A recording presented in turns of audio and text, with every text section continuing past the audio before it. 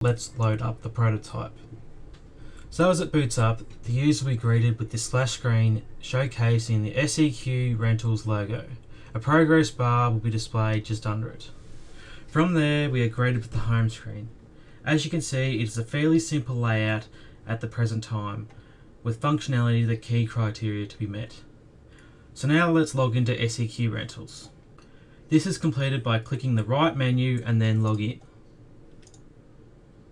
So now let's enter the username U1040850.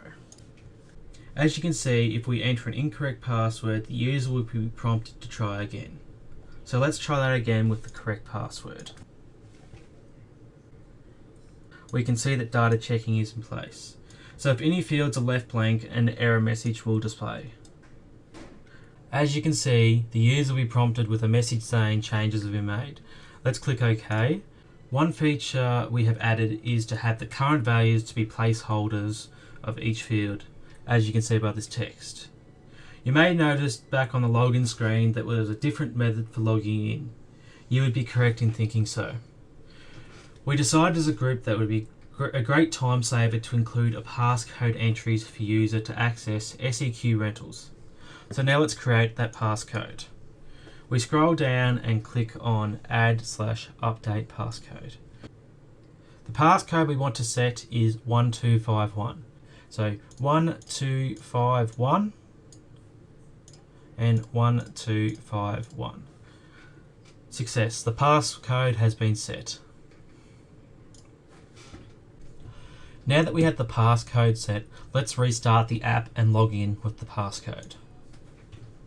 So we click on the right menu and then log in, but this time instead of entering the username and password, we click passcode entry.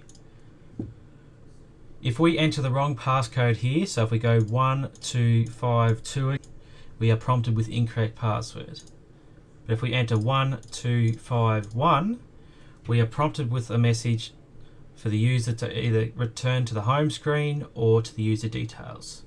Let's click the home screen. As you can see, the home screen is different now. The search agent button has become the account button. Let's click the account button and go to the main content of the app. As you can see, we are greeted with a maintenance request page. Up on the top there are three buttons: maintenance request, lease details and contact. If we click on lease details, we are prompted with a screen showing when our next rent is due, the amount, and the previous rent due and the date, and we can also view the receipt. If we click view receipt, we are prompted with the receipt number, the amount, and the date it was paid on. Let's return back to the other screen. Say we have a broken toilet seat and we want to put the request into Ray White Brisbane. We can do this by clicking on the water button and then entering in the request details. As you can see here, a lot of the values are already entered in. The address, username, contact name, email and number are already added from our account details. If we were to click submit request now, we will be prompted with an error. The reasoning for this is no issue is selected and no issue description is entered. Now let's enter in a request.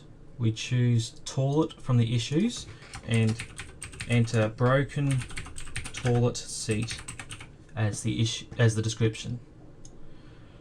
One functionality that isn't included in the current version is the ability to add or upload photos. It will be added in a later version. Now we scroll down and let's submit the request. The user will be prompted with a message saying the request has been made with a reference number of G571K0. If we click return, we are returned back to the maintenance request screen. Now if we click on requests, we can see that all the requests that we have currently made will be displayed here. As you can see, G571K0 is currently in the list with the status of pending. I will now give a demonstration of the website. The website demonstration I will give you will be from the point of view of fictional branch manager of Ray White Brisbane, Dylan Jessup. On the home page, I click on the login button on the left menu. Dylan would log in with his account details and be transferred to the account homepage. Displayed at the top of the screen is 4 differently coloured boxes. The main box we are focusing on today is the red box labelled Maintenance Requests. There are currently 8 pending requests. If we click on more information, we will be transferred to the Maintenance Request page. We can now see all the maintenance requests that have been submitted by tenants via the app or website. We can filter these requests also, so if you wanted to only see water requests, we could do so by searching water.